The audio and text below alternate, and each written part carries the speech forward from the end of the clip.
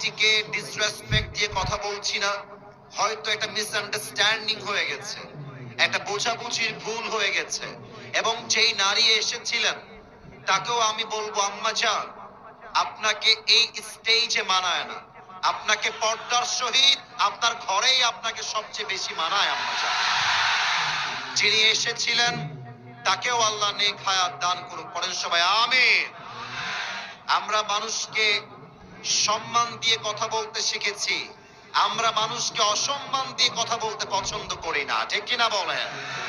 তবে আমরা চাইবো, বাংলাদেশ যেহেতু সেকেন্ড টাইমের জন্য স্বাধীন হয়েছে, এই বাংলাদেশের তাফসীর মাহফিলে সভাপতি হবেন একজন আলেম।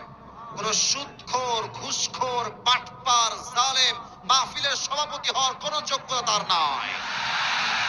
আল্লাহ আমাদের সবাইকে বোঝার তৌফিক দান করুক, পড়েন সবাই আমিন। এবং আমি আজকের এই মাহফিলে যা দেখতে পাচ্ছি, আমার এই ডানে, আমার এই সামনে, আমার এই বামে, আমার মন বলছে আজকের এই মাহফিলে যত